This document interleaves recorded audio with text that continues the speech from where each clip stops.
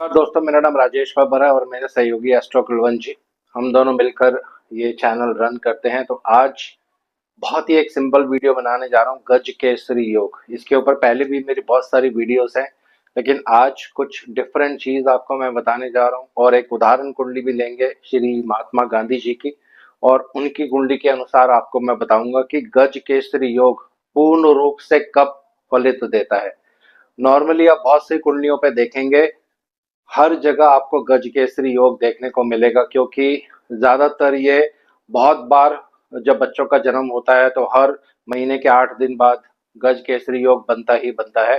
25% लोगों की कुंडली में आपको गज केसरी योग देखने को मिलेगा, लेकिन सबकी कुंडलियों में ये फलीभूत नहीं होता है। जैसा रिजल्ट इसको देना चाहिए वो नहीं देता है। तो पूरी वीडियो इसी पे आधारित रहेगी, और वीडियो आरंभ करने से पहले भगवान गणेश जी और भगवान शनि देव से आराधना करूंगा, सबके घर में सुख और शांति बनाए रखें। तो आइए वीडियो आरंभ करते हैं। आज का टॉपिक गज केसरी योग।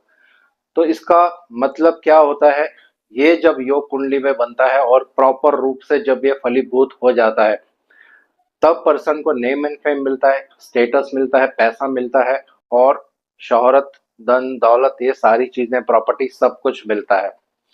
लेकिन इसके लिए कंडीशंस हैं।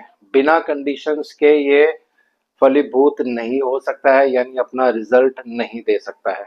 अब ये समझ लेते हैं कि ये बनता कैसे है। कौन से ऐसे दो ग्रह हैं जो महत्वपूर्ण हैं गज केसरी योग बनाने के लिए? तो आइए स्क्रीन पे, बोर्ड पे देखते हैं। सॉरी, ये दो ग्रह, चंद्रमा और बृहस्पति, इन दोनों के कॉम्बिनेशन से ही ये योग जो है बनता है दोस्तों। अब इसके चार मुख्य रूप हैं, चार मुख्य तरीकों से ये योग बन सकता है। आपको बोर्ड के माध्यम से मैं एक्सप्लेन करता हूं, उसके बाद सेकंड स्टेप लेंगे। पहला, जब चंद्रमा और बृहस्पति केंद्र में हो। अब लगन जो होता है ये केंद्र भी है, त्रिकोण भी है, इसलिए अगर ये दोनों यहाँ पे हैं तो गज केसरी योग बनेगा। अगर ये दोनों यहाँ पे हैं, क्योंकि ये भी केंद्र होता है, तो गज केसरी योग बनेगा। अगर बृहस्पति और चंद्र यहाँ पे हैं, क्योंकि ये भी केंद्र भाव माना जाता है, तो गज केसरी योग बनेगा। और अगर बृहस्पति और चंद्र 10वें भाव में है, ये भी केंद्र भाव होता है, तो यहाँ भी गज केसरी योग पूर्ण रूप से बनेगा। तो ये पहला नियम हो गया। दूसरा नियम होता है, चंद्रमा से केंद्र में बृहस्पति होने चाहिए। अब ये तीन तरीकों से और बन सकता है। पहला ये मैंने आपको बता दिया, अगर चंद्रमा यहाँ पे हम लेते हैं तो चंद्रमा से चौथे भाव में बृहस्पति है, तो ये केंद्र हो गया, क्योंकि चौथा जो होता है ये केंद्र भाव होता है। तो ये पहला गज केसरी योग का निर्माण। चंद्रमा से सप्तम भाव में जब बृहस्पति होंगे, ये भी केंद्र भाव है, तो ये दूसरे तरीके से गज केसरी योग का निर्माण हो गया। और चंद्रमा से बृहस्पति जब 10वें भाव में होंगे, ये भी केंद्र भाव होता है, तो ये तीसरे तरीके से गज केसरी योग बन गया। तो चार ही तरीकों से ये बनता है, केंद्र में ही ये बनता है। केंद्र के अलावा इतना स्ट्रॉन्ग गज केसरी योग नहीं होता है। गज केसरी योग का जो निर्माण, जो बृहद पराशर होरा शास्त्र में लिखा हुआ है, केंद्र में ही लिखा हुआ है दोस्तों। अब बात करते हैं सेकंड रूल, इसमें क्या काम करता है। गज केसरी योग तो बहुत लोगों की कुंडली में है, लेकिन वैसा रिजल्ट आपको देखने को नहीं मिलता है। अब दूसरी कंडीशन जो ऋषि पराशर जी कहते हैं बृहद पराशर होरा शास्त्र में, चंद्रमा स्ट्रॉन्ग होने चाहिए। या तो चंद्रमा अपने घर के हो, उच्च के हो, शुक्ल पक्ष के हो। अगर कृष्ण पक्ष के भी हैं तो भी निर्माण होता है, लेकिन उतना स्ट्रॉन्ग नहीं। चंद्रमा का स्ट्रॉन्ग होना बहुत जरूरी है। कहीं ऐसा नहीं कि नीच के चंद्रमा हो तो फिर किसी तरह से गज केसरी योग का रिजल्ट देखने को आपको नहीं मिलेगा।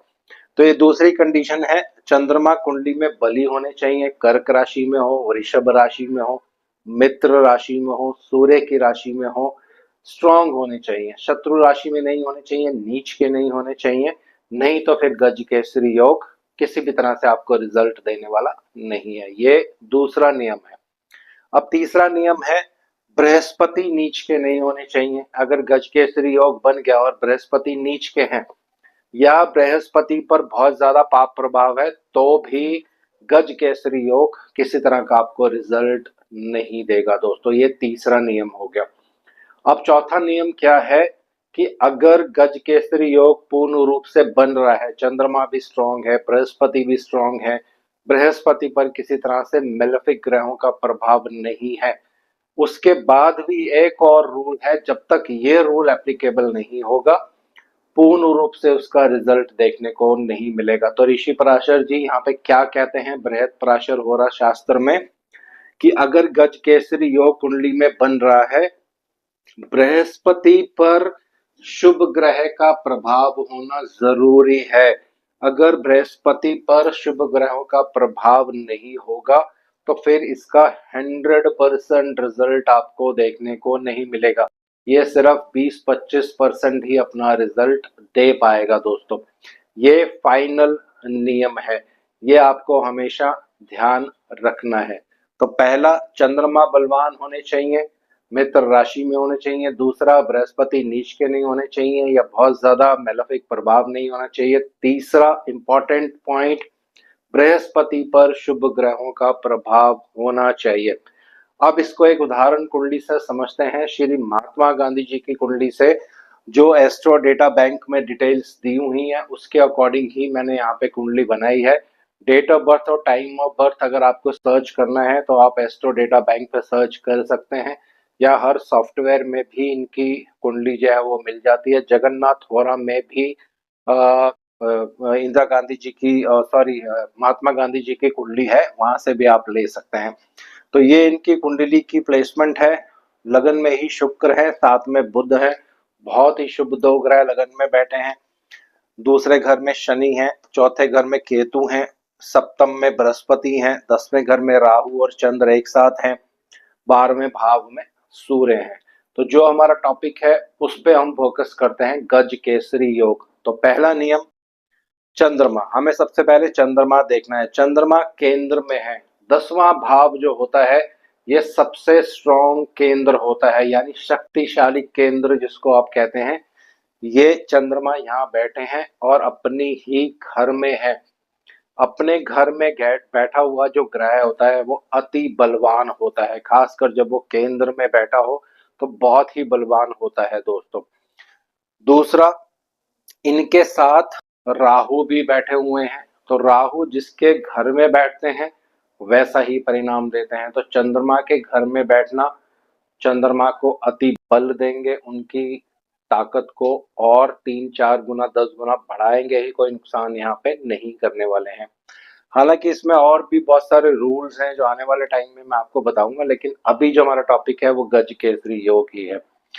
अब दूसरा नियम है, पहला नियम हमारा यहाँ पे एप्लीकेबल हो गया, चंद्रमा स्ट्रांग है। अब दूसरा नियम है, चंद्रमा से बृहस्पति केंद्र में होने चाहिए। तो यहाँ पे आप देखिए, चंद्रमा पे उंगली रखेंगे तो बृहस्पति 10वें भाव में है। यहाँ से आप गिन सकते हैं, 1 2 3 4 5 6 7 8 9 10।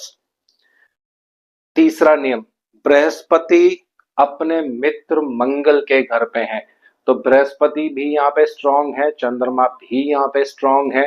ये दोनों कंडीशंस फुलफिल हो गई हैं। तीसरी कंडीशन जो सबसे ज्यादा महत्वपूर्ण है, उसके बिना गज केसरी योग फलीभूत नहीं हो सकता है, वो है बृहस्पति पर शुभ ग्रहों का प्रभाव होना बहुत जरूरी है।